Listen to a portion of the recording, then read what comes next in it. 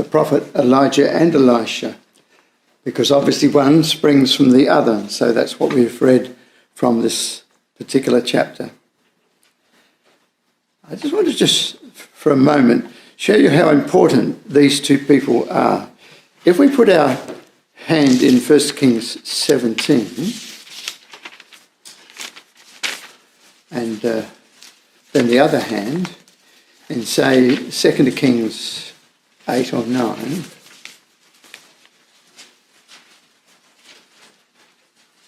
the significance of these two prophets is that almost everything you've got between your two hands is Elijah and Elisha.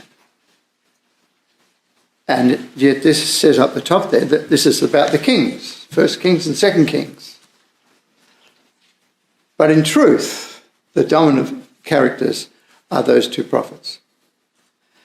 Now, if you look at any of the other passages in Kings and Chronicles, it's all about kings or queens. What that's telling us is that the two prophets, Elijah and Elisha, are obviously very important. And so much so that when they were there and operating, the spotlight of attention where things were happening, the movement of the times, was in the favour of the prophets. That's astounding, because it's nowhere else in the whole of the Kings and Chronicles. That's how significant Elijah and Elisha are. In every other section of Scripture of the record of the kings, it's the kings. That's why it's called Kings. But in this section, the prophets have absolute dominance. And sometimes one of the prophets is just saying to the king, you know, if you want to come to me, knock on the door and I'll give you a message, but I don't come to the door. That's the prophet, his reaction to a king. Another time he just gives a message, relays it through his second in charge, so to speak. But it happens, the power is with the prophet.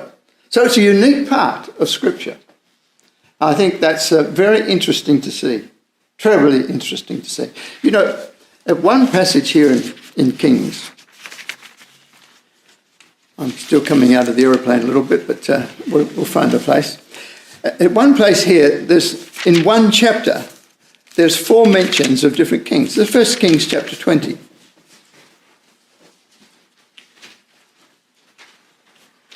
And Ben-Hadad, the Syrian king, is warring against Israel, against Ahab.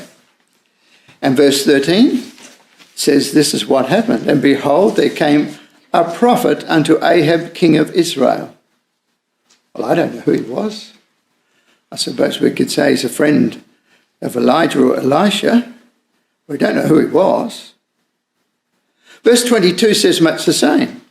And the prophet, I suppose it's the same one, the prophet came to the king of Israel and said, they've had one battle, and now what we're going to go, what happens from here is the next question. What about verse 28? Here's the next phase. It's determined by the prophet.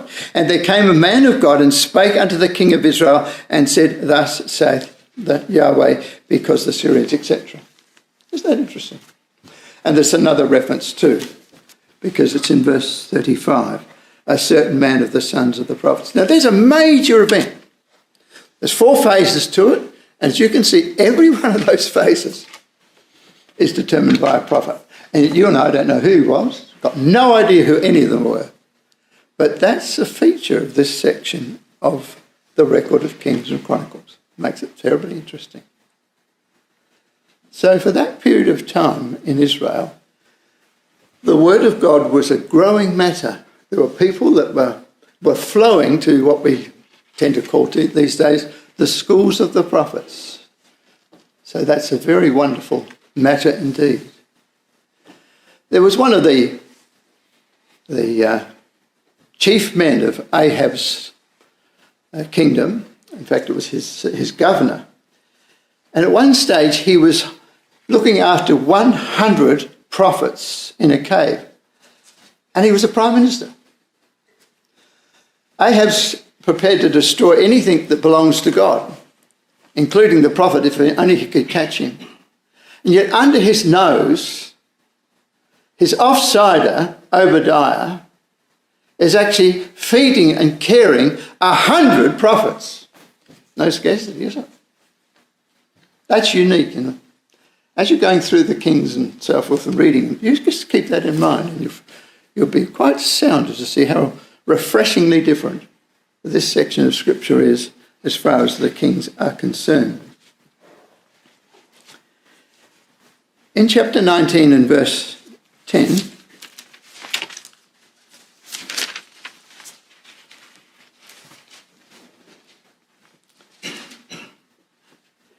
when he's down at Mount Sinai and he is attended to by the angel there, it says, "And he said, I have been very jealous for the Lord God of hosts, for the children of Israel have forsaken thy covenant, thrown down thine altars, and slain thy prophets. Thy covenant, thine altars, and thy prophets."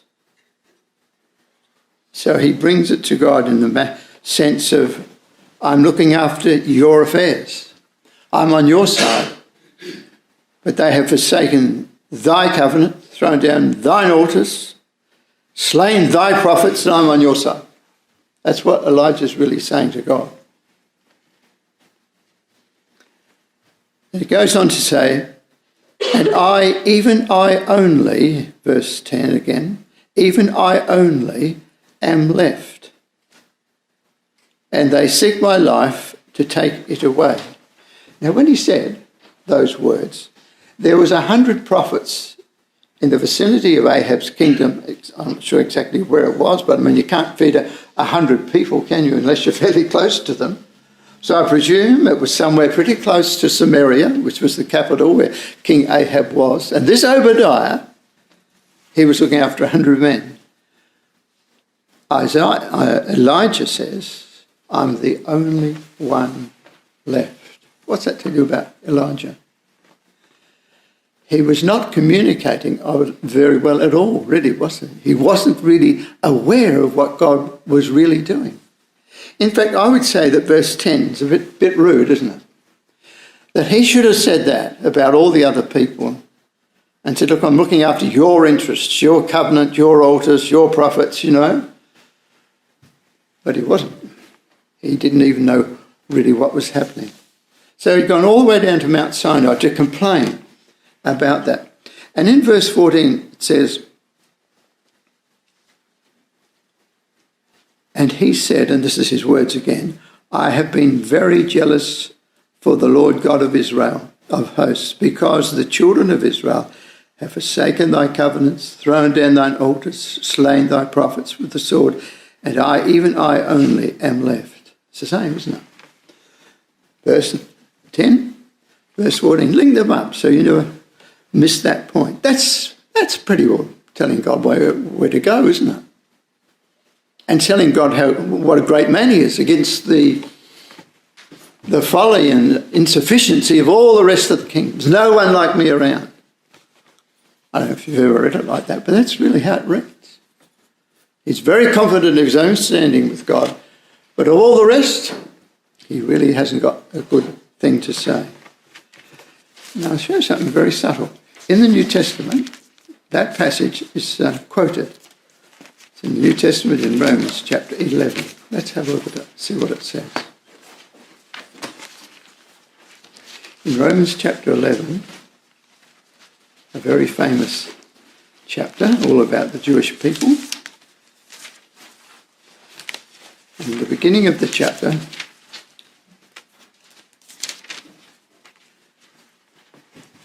and verse 2. Romans 11, verse 2. "God hath not cast away his people which he foreknew. Watch ye not what the scripture saith of Elijah, that should be. Doesn't look like it, but it is Elijah in the Greek. How he maketh intercession to God against Israel." And then it quotes what we've just been reading. "Lord, they have killed thy prophets, dig down thine altars, I am left alone, and they seek my life." But notice what verse 2 finished off saying. How he maketh intercession to God against Israel. Underline that against, because it's true. It's absolutely true. Here's a prophet that's, at times in this period of his life, did not really see what his mission was. He was good and able to tell people what to do, perhaps, or what they were doing was wrong, perhaps. But he wasn't really encouraging that community. He wasn't making himself related to what they needed. And so the Apostle Paul slips in the word against, because it was true. He was working against the nation, and that's how he describes the prophet's words in verse 10 and 14 of this chapter. So Elijah was not always a man of great manners, not always a man that saw the whole picture. He came upon the scene in blazing fury, as it were, threatening that there would be famine all over the land. Obviously, God had given him that power to do so. So in chapter 17, here he comes on the scene. 17 and verse 1. And Elijah the Tishbite, who was of the inhabitants of Gilead, that's right up on the northeast, over the Jordan River, in the hill country. He said unto Ahab, so he's speaking to the king.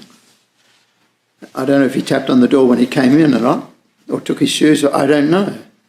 But he suddenly, unexpectedly, come from nowhere, and he's talking to the king, who was of the inhabitants of Gilead, said unto Ahab the king, as the Lord God of Israel liveth, before whom I stand, there shall not be dew nor rain these years, but according to my word. My word. Have you ever noticed that? That's Elijah's word. He was able to say that because it was true, but it really wasn't a nice way to put it, was it? You know, I'm the boss around here, and I've come to tell you, the king, before whom he surely could have had a more decorous approach. But Elijah was to the point. The idolatry in Israel, in the northern kingdom, was very great. And a queen had come from the Sidonians, Jezebel, and she had filled the land with the worship of Baal. And so to have a prophet who was to the point and really made the case was very appropriate, obviously. That was God's choice. But he wasn't as mature a man, I think, at that stage, as later we will find him to be. Well, towards the end of that reading that we had in chapter 19, God says in verse 15, and the Lord said unto him, go, return on thy way to the wilderness of Damascus. Elijah, you're not really accomplishing anything here. You've run away from the job. He's down at the Mount Sinai, which is a couple of 100 miles away from where the kingdom of Israel was, the kingdom of Ahab. What's he doing up there? Go, return on thy way to the wilderness of Damascus. The wilderness of what? Damascus is a foreign city. It's the capital of Syria. It's on the eastern side of Israel. This man doesn't want to go to Damascus. He would loathe Damascus. Absolutely loathe it. It must have been a great shock to him when the first thing that God says to him, I want you to go via Damascus. It would have been, the epitome of what he hated. Damascus was the capital of the Syrians, and the Syrians were Israel's major enemy. But what's he told to do? He's actually doing the absolute opposite of that, isn't he? 100% opposite. The Lord said unto him, go, return on thy way to the wilderness of Damascus. What happens then? And when thou comest, anoint Hazael to be king over Syria. Have you ever noticed that before? Of course you must have, because we read it every time we do the readings, don't we? But did you think that a prophet was sent to appoint a king of a foreign country? Verse 15 is a strange verse. It's unique in that respect. What God is saying to the prophet is, Elijah, I don't know what you think you're doing down here, but I've got the whole matter in my hand and in my purpose, and that's what I want you to get about. And it's an extensive program that actually will involve even what Gentile nations are doing, as well as Israel and Judah.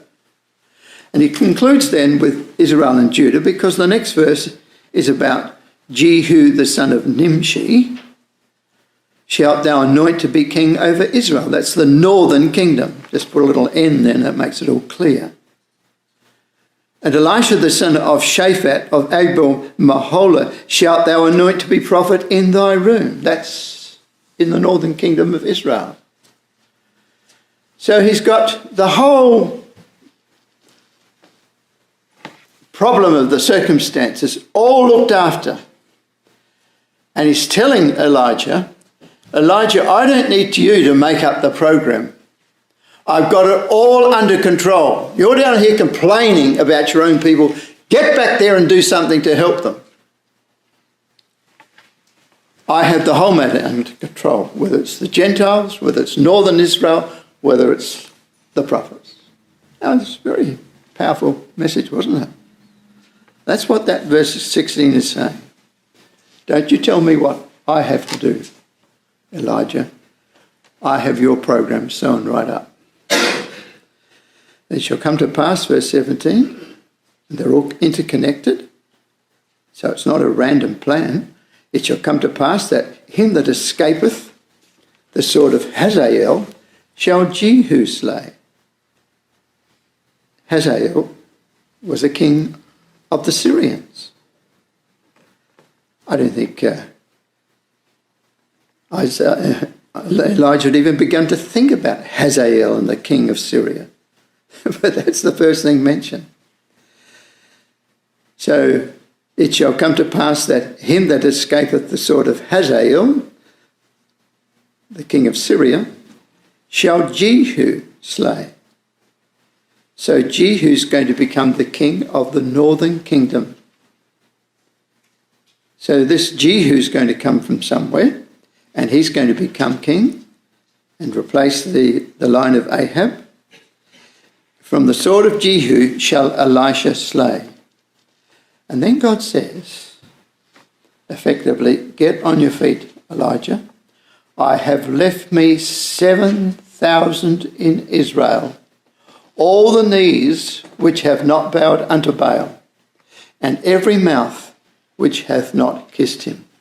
Now you know that Jeroboam made Israel to sin, and he did that when he put up two golden calves, didn't he? One was in the north and the other was close to the border with Judah.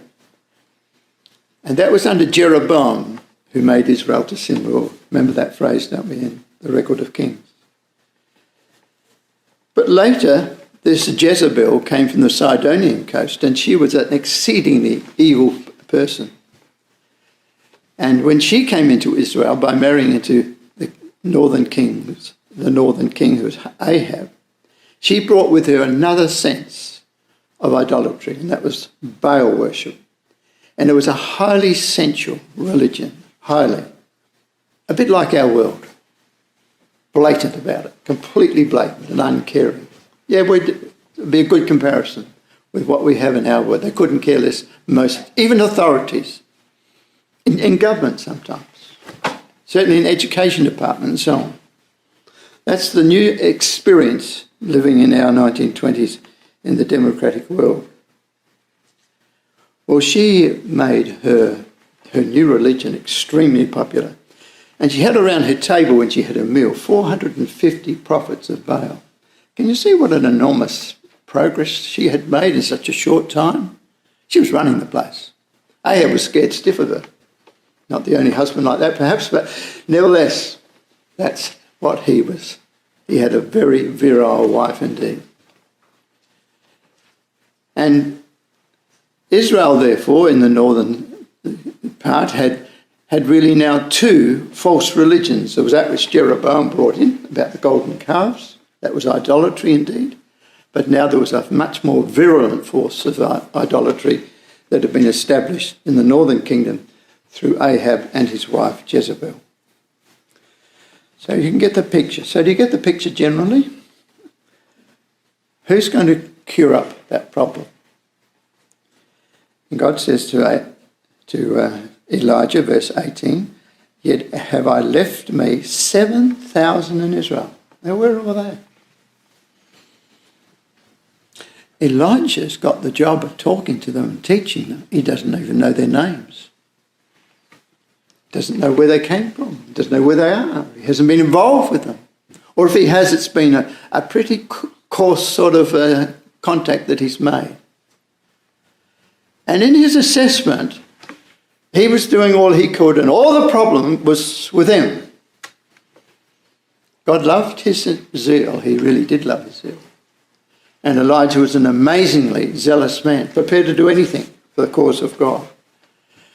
But he had a lot to learn about how to preach to those people. And he hadn't developed that web of 7,000. If you had have said to him, "Elijah, tell me, some of these hundreds of people that are prophets," he couldn't have told you. And yet he's supposed to be the leading prophet of the times. That's a pretty impressive thing, isn't it, about Elijah's life? Really does open up the score dramatically. And you might have thought, well, if that's what he's like, God will leave him alone and that's it. Failure. But he didn't leave him alone. He called him here and he said, "Now listen, Elijah, I've got everything under control. Whether it's the Gentiles, whether it's northern Israel, whether it's the prophets. And I'll just tell you a secret. There's 7,000 of your kind that have never bowed the knee to Baal." That's Jezebel's line of worship. And he didn't know who they were. Do you ever sometimes feel that in our own circumstances that there's so many people that you really feel you should be spending time with that you wonder if you're really in connection with them? And you think of their circumstances and you think, "Oh, yeah, what have I done?" Sometimes you might even make a little note there on your pad and say, I'll try and ring so-and-so, or I'll try and visit so-and-so, or I'll try and have a chat to so-and-so. Not hard to make communications today, isn't it? But if we don't make any of those communications, we're in much the same sort of position. We can see they're in a risky situation and they're probably attending a lot of worldly things perhaps, or they're watching too much of this or that. But where are we? We can be Elijah-like in our own lives. We know what's right, and we love to have our company like we do tonight. We love to have our company. But there's people who aren't here tonight who perhaps could be. And what are we doing for them? I suppose a good thing is to make a little note and say, all right, well, tomorrow I will make a contact with Johnny or Jilly or whoever it might be who needs a bit more company and a bit of direct help in the walk in the truth. What an amazing thing that this dynamic man, Elijah, all the world's heard about Elijah, and yet there were 7,000 good, upright people following the laws of Yahweh, the God of Israel, and he didn't know who they were. Astounding. And yet one of them, Obadiah, that we mentioned before, the governor, the king's governor, he was looking after 100 people that were starving. You'd have to have a pretty good supply of food to do that. I think there must have been a lot going out of the royal kitchen, don't you, to supply food for 100 other people. But that's what he did, and they were prophets. Absolutely, Jezebel would have knocked their heads off in 2 seconds if she had have known. But she didn't know. No governor was providing the food. Elijah didn't even know about Obadiah. When he did, he was kind of critical to him. Well, that's a very interesting background, isn't it? What obviously is needed is a teaching manner and a teaching understanding. The zeal is wonderful. He was a remarkable man. But he fled down here because Mount Carmel, and there God had shown who was God. And everybody saw it on the top of Mount Carmel. And then the rain came, didn't he? He ran before the chariot of Ahab. And he was a very bold man. He ran right back to the royal city of Jezreel, ahead of the horses in which the king was riding. And he ran before the horse. He was a fit man, very fit man, an enormous zeal. But when he got up there, and he thought the whole world was now coming sort of his way, because everybody had gathered from one end of Israel to the other to Mount Carmel and saw what happened, and he thought, right, they'll be converted straight away, but they weren't. And then he got a message from Her Majesty the Queen to say he's got 24 hours to live and I'll have his life. Where's the broad shoulders of Elijah now? He can't put his sandals on quick enough to go all the way down Israel, down to Mount Sinai, and there complain about all the others. Now, this is very dramatic, isn't it? When you put it in real life, it really is very dramatic. This man is exceptionally powered, exceptionally so, but he's not always as courageous as we may think, and neither are we. We make many mistakes when we're even trying to do the right things, and so we need to be aware of our own faults before we are quick to point out the faults of others. So he's given these three commissions, A, B and C, verse 15, 16 and 17. Do you know that he never did two of them? The only one he ever did was appoint Elisha. That's the third one mentioned. See verse 16? He didn't anoint Jehu. He didn't anoint the king of Syria in Damascus. He didn't do that.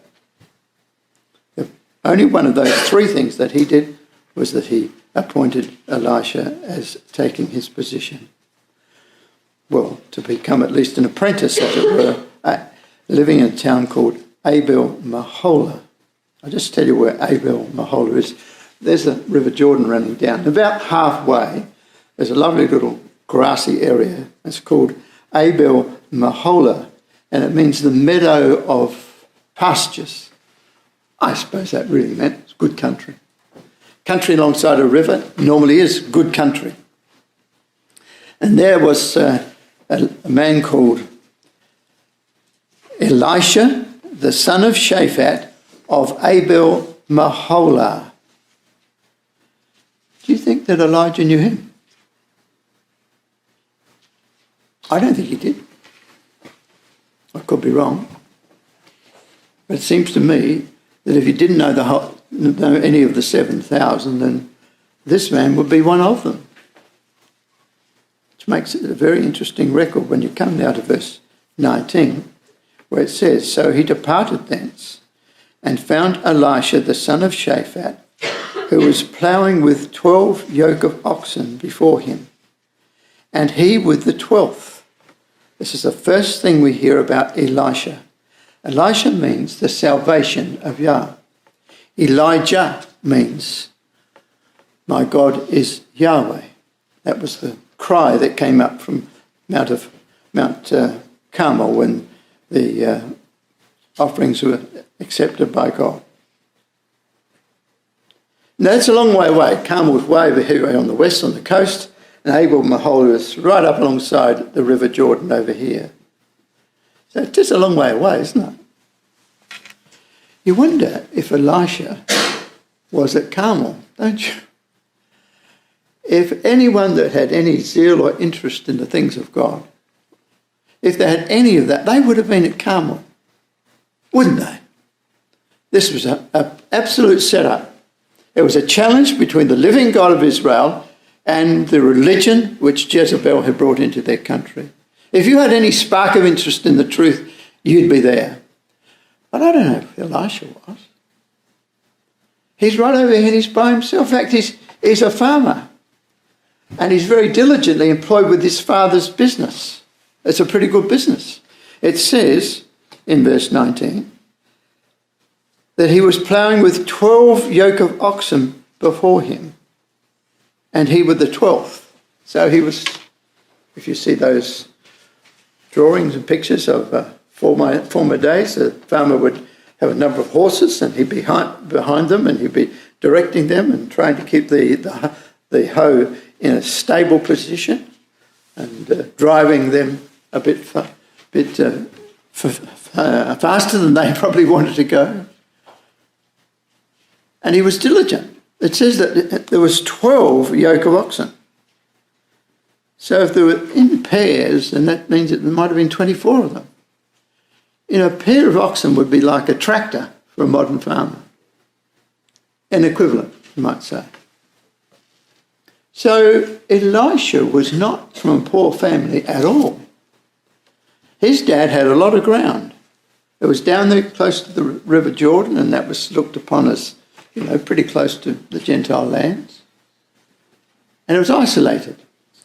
I remember coming down through that valley with Lorna, and all of a sudden, lo and behold, we have a puncture in this little hired car. There wasn't any doubt about it. We couldn't go any further. I didn't like it because over here, about 20 or 30 yards, there was a big fence. And that was Jordan, country of Jordan at that time, just over, well, it was this side of the river at that point. And I didn't like the fact that we were completely isolated by ourselves, didn't know who to go or where to go, and we had a flat tyre, and you can't blow them up, can you? No, very uncomfortable, very isolated. That was where Elisha was brought up. But it must have been a piece of good ground because he's using it for his father's work. And when Elijah comes, it says, verse 19, he departed thence and found Elisha, the son of Shaphat, who was ploughing with 12 yoke of oxen, and he with the 12th. And Elijah passed by him and said, "Good morning, I've got a message for you. Do you mind interrupting what you're doing?" He didn't say anything. He didn't say a word. As rude as you like. He just put his mantle over him. Passed by, sort of went past him almost, and a sort of last shot, he flicks out his mantle over him. Not a word of explanation. And yet God had told him to do that. Not like that, but had told him to anoint the prophet Elisha to be his assistant. Well, what an introduction. Would you be inclined to follow a boss that just ran past you on this footpath and flung, some little message in front of you and just went on, never said a word? That's extremely rude, isn't it? To say the least. And wasn't it a huge offer of a huge nature? Elijah was an extremely important person in Israel, and God was doing great things with him. He was able to turn on a drought. And it was for 3.5 years. Imagine how that kingdom was reeling with anger about Elijah. Because they had no rain for 3.5 years. How do people live? Elijah was a very powerful man. Couldn't he at least thought, well, I've got to employ a young man. And he lives in this isolated circumstance, and he's out there working on the field, so he's in with the business, he's in with the growing of things, and that's his people are in the house there, his father and mother, probably grandma and grandpa. It was a pretty place. The very name of the place indicated that. He's not going to find it easy to drop all that. Of course he wouldn't. But all Elijah did was throw his coat over him. Do you think we're exaggerating? I don't think we are. The details are crisp and clear. That's exactly what he did. "Let me, I pray thee, kiss my father," says Elisha, "and my mother." That's pretty basic, isn't it? If you're leaving their house, you don't just go out the back door, do you? You let your parents know what you're doing. That's what we should do. Almost everybody does do that. But that's just because you want to run down the street and get your bike fixed up or buy something down the shop. This is a huge opportunity that's being placed upon another. Huge. 30 pages of the Bible are going to be taken up by the life of this man, Elijah and Elisha. That's how big it is. And he hasn't even got the courtesy to explain the position to his new appointee. And kiss my mother and my father, and then I will follow thee. By the way, do you always kiss your mother or your father when you leave? Eh? I can tell you that mothers and fathers don't like their children just going out of the house willy-nilly on their terms. It's not good either, is it? Sometimes they get into problems because they haven't chatted it over with mum and dad. Don't do that. Make sure that your relationship with your mum and dad is close and that you're able to talk to them about your life. And then when you really need someone, guess who'll be there? And that's what mothers and fathers are happy to do. But the least we can do when we're younger is at least to have good manners towards our parents. At the table, wherever. We've finished our meal and we're a boy and we can gobble down a meal in 5 seconds, as we could in those days and we can't now. But you get, therefore, to be finished with the meal much earlier, probably a sister who's still going along fairly slowly. And sometimes you can think, I don't want to waste time around here anymore. I'll nick off to my room. Don't do that. It's a family. You're part of it. Mum and Dad have been working during the day to provide in different ways. You're part of that family. And it says something too about Elisha, doesn't it? He wouldn't do that. He thought it was plain rude. Please let me at least go back and speak to my mum and dad and explain what's happening. It was a complete shock to him. He didn't get an email through the post, 2 weeks before or 2 months before, did he? He got about 2 seconds and this cloth was thrown over him and the next minute his employee's on the way. Just expects that he'll just keep going with him. It was really very rude when you think about it. Let's make sure that we keep our own manners in our family life. So it says in verse 20, he left the oxen. Amazing. And ran after Elijah and said, let me, I pray thee, kiss my father and my mother. We thought, well, he's going with Elijah, but he wasn't quite, see? His sense of what was right was so strong about his parents, notice that even when this principle of the prophet spoke to him in this way, this glib way, he repealed, he sort of went partnering with him and said, look, just a minute, I want to talk to mum and dad, I haven't even explained anything to them. Hey, you don't talk to Elijah like that, do you? But he did. Tells us something about Elisha, doesn't it? The two characters sort of just form straight out in front of us like that. One's on with the job, got no personality with it necessarily, was sort of get this job done, After that it's Hazael and after that it's something else. And so, young man, come. He didn't even say that. Didn't say young man, didn't say anything. Just threw this over him. You might say, well, he might have thought he was a funny old man. Well, Elijah did look like an unusual man, didn't he? Remember, he had a huge amount of hair. And when Elisha came along, the contrast was so great that some young boys threw off at Elisha and called him a barehead. He was bald-headed. The contrast, of course, was with Elijah because he had so much hair. That's why it's put that way. So these young hooligans, they thought that they could have a sling-off at the prophet by calling him bald head in contrast with Elijah. Well, what's Elisha going to do? He's now between his parents and the house. No doubt it was a nice home because this was a family in pretty good position. If you saw a farmer that had half a dozen tractors, you'd think, well, he's doing pretty well, isn't he?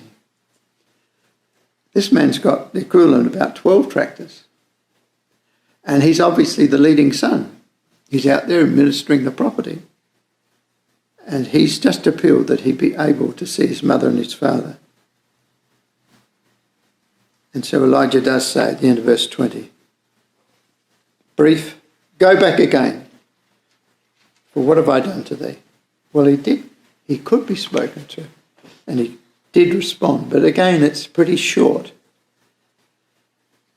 And he returned, verse 21, he returned back from him and took a yoke of oxen and slew them. When it says he returned back, it means he went back to where he had been, because he had something else in mind and he was going to do it. Elijah or not, he was going to do it. He returned back from him and took a yoke of oxen and slew them. That doesn't take 5 minutes. That would be a long time to slay a yoke of oxen. How many was in a yoke? It might have been 2, it might have been more, until you tie them up, doesn't it? And slew them. That's not 5 minutes either. Big animals, huge amounts of muscle, blood. It's a really big job. I've had to do that once, and I tell you, it's a big thing to burn an animal. A big calf, not a calf, but a big cow. To burn that takes hours. It's a big thing to do. Well, he took a yoke of oxen. I suppose he had a few of the family servants around, I suppose. Never mind. It was a big operation. And slew them. Any volunteers? You've got to take the head off. Got to get rid of their legs. Chop them all up. That's a big thing, isn't it? We just read it as a stroke, but it's really a big operation. And boiled their flesh. Where are you going to get the wood for that? You won't get very big trees of wood down in the Jordan Valley. But he wanted to boil their flesh. And so you know what he did? He got hold of all the instruments that were needed to get this group of oxen into shape, like we do. Like people did always until fairly recently, when they had all these animals, they had to get them in order. So there was crossboards and so on to keep them in order. And he got all of that, plus the wagon, I suppose. And you can't pull a wagon apart in 5 minutes either, can you? So what's it reasonable? Is there 2 or 3 hours involved with work in there? I think there is. At least 2 or 3 hours. What do you think Elijah's doing? As Elisha was doing all of that, and I think it would have been all of that time. Not only that, but there was his mother over there and she was in tears. She was losing her son, and her dad, his dad, who thought that this was going to be the boy that would make the property work, and he would have somebody to take over from where he was. But he could see that his mind now was to go with Elisha, to go with Elijah and be about his work. So he put all that together and gave unto the people, and they did eat. The people. Who's the people? I suppose all the neighbours came. If he had some servants, then they must have had homes relatively close. And so he's invited them all to come, and they have a party of for a departure to not celebrate, that's the wrong word, but to express their appreciation of young Elijah, young Elisha. And what's that tell you about Elisha? You put those details together. It tells you a lot, doesn't it, really? Firstly, he was well brought up. He had a good relationship with his mother and his father. He wanted to do what the senior prophet asked him to do, and it was represented in this coat, which was representative of the prophet's position. He wasn't disrespectful to that. He wasn't saying he wouldn't do it at all. But he also wanted to make sure that he wouldn't retreat on what he's doing. Hey, that's pretty cluey, isn't it? He's talking to Elijah, who's run all the way down to Mount Sinai to get away from his job. But Elisha says, I want to go and burn my present job. And then I will go to the prophet and serve him all my life. And so he burns what was making for him a pretty good salary in very comfortable circumstances. He consumes it right down to the last animal, the last bit of wood that was there. He did all of that because he wasn't coming back. That makes us think, doesn't it? What sort of character of Elisha have you and I got? We're so often in our present ecclesial life, my dear young people, you fear of this one or that one that's not coming along to young folks anymore. You know, this sort of thing. Or someone that's got somebody outside of the truth and they're going off in their ways. Sometimes we have to burn something and just say, no, I'm not coming back. I've made a decision, I've been baptised, and that was a commitment for life, and that's where I'm going. I hope that's how we all feel. Because the person alongside you needs your company and you need theirs. And when you hear that, and it was so in my day to a degree, but it's more now because of the world we're in, it does weaken your own zeal and enthusiasm towards the things of the truth. And we need to be more aware of that than ever. If you've got friends in the young folks group at Sunday school, make the most of it. Do all you can to encourage that relationship. If there's somebody that you know that would like to come, make sure you inspire them to come and show them why the truth is the greatest thing we can have. Serving God here in this time, the greatest thing you could do was what Elisha did. And there was a pile of ashes. That's all that was left. His employment was gone. He had the cape that was tossed him, and he went with that cape. It says at the end of it, then he arose. Then, underline that little word, then. There's about 4 or 5 hours involved in that then. He left his mother and father, wiped their tears, put it all together, packed his little bag, put on the coat which had been given him by the prophet, and went after Elijah and ministered unto him. So the boy of district popularity, they all came, then all the people round about all came. That wouldn't happen because a person's leaving the district, would it? Well, it would if you admired him, and he obviously was admired. No doubt his good qualities were known all around the Abel Mahola, as it's called. And they were watching him go. And they're going to, boy, they thought, oh, he's going to be great. Our ecclesia is going to really be benefited by him later on. But he's going off with the prophet. And he's not coming back. He's left a pile of ashes. His old job's gone. He's a new man in his new calling. Now, chapter 20 is nothing to do with that.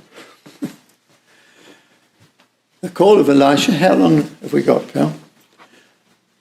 5 minutes, 10 minutes? About that? Okay.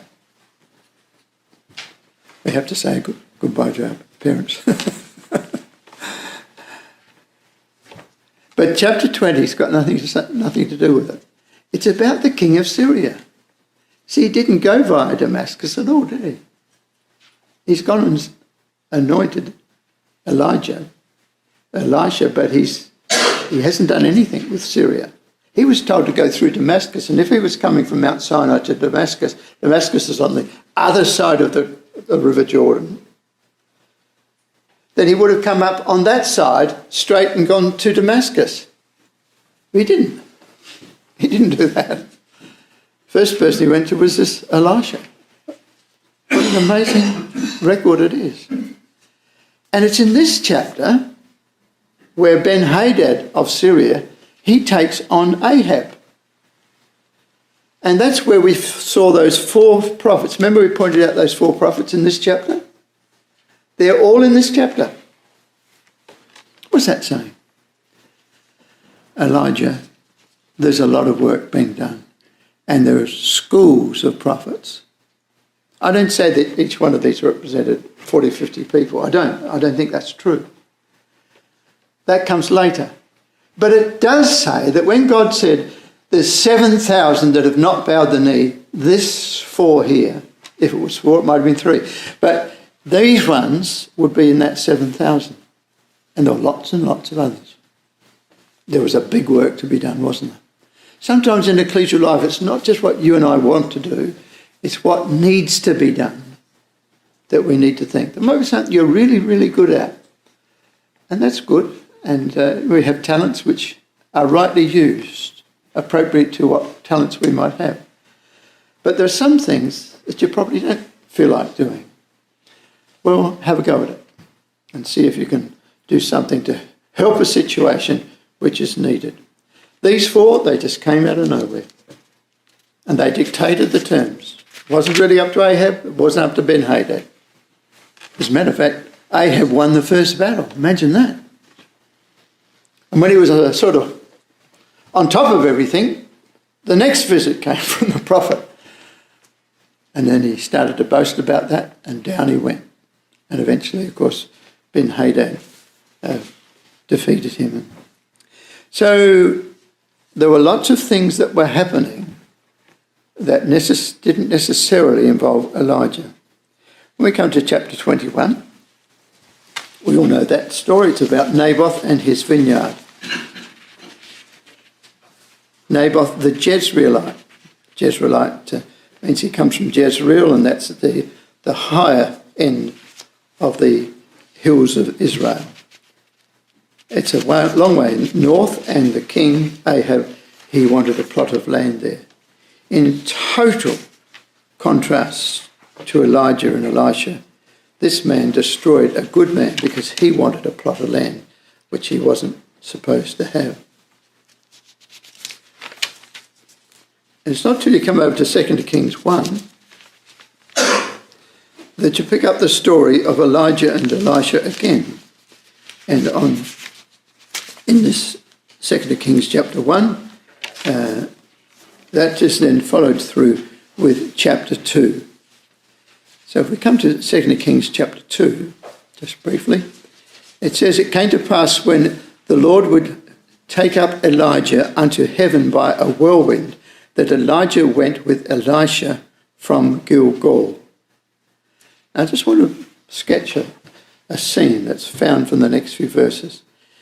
God has said to Elijah, there's 7,000 that have not bowed the knee. You're not attending to them. You haven't been really attending to them. But you know, in this chapter, there's groups of 50 prophets as a group. You know, whether it's Gilgal or Bethel or Jericho or Jordan, there's a whole groups of prophets, and they're building houses. What's happened? Elisha is out there, and Elijah. And this is the time when the school of prophets was really developed. You never have clusters like that. Sometimes you'll have a person that's described as a prophet, and he was the son of prophets. They seem to sort of go in families, I suppose, a very strong upbringing, and they learnt a very selfless life in the environment of their family and their convictions. And thus they became sons of the prophets. You know how that term's used in the scriptures, sons of the prophets? It was in family runs that they were developed. But I call it a thrill is to see that in this chapter you've got whole groups of them in those 4 cities that we just mentioned. I don't know about all the other cities, but obviously there was a very real success story. Who else had learned his lesson? Elijah's learned his lesson, hasn't he? Elijah obviously was involved in that work. And it's a testimony to his work that back there in chapter 20, where those 4 incidental prophets turned out, and this chapter tells us that Elijah had responded to what God had helped. And it probably also is telling us that Elisha was a very good learner, and he was very good at the same work. So much so that when you come to the New Testament, in Luke chapter 1,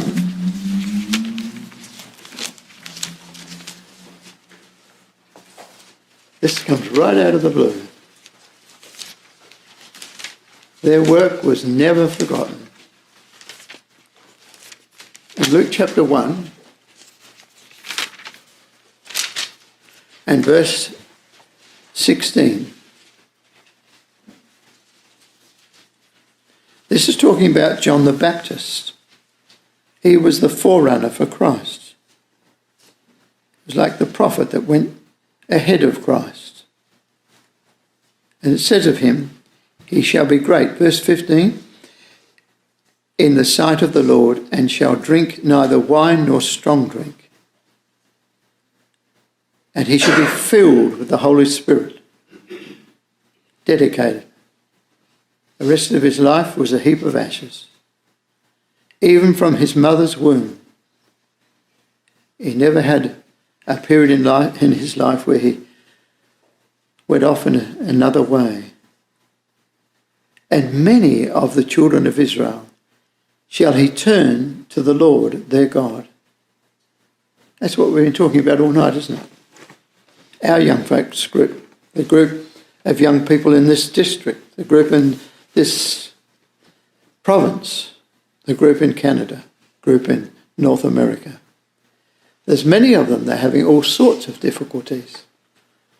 And you probably know that better than I do. It does grieve me, though, to see young people brought up in good homes and they've become loose to lots of things. And you know that and I know it. But what we've got to do is something about it. No good just saying we know it. We've got to do something about that and cause them to know that we know the best thing for them is the truth of God. It can't be anything better, can there? Ever thought of that? What could be better than knowing the truth? If you don't know the truth, what are you doing? You're a failure, aren't you? In as far as the human being is concerned. That's the truth of it. Death awaits that person. To have the truth of God is the greatest thing. Nothing else is true than that. So when we have young people growing through and they're in their 13s and 14s, you older ones, you speak to them, please, and get to know them. Let them know that you really are interested in them.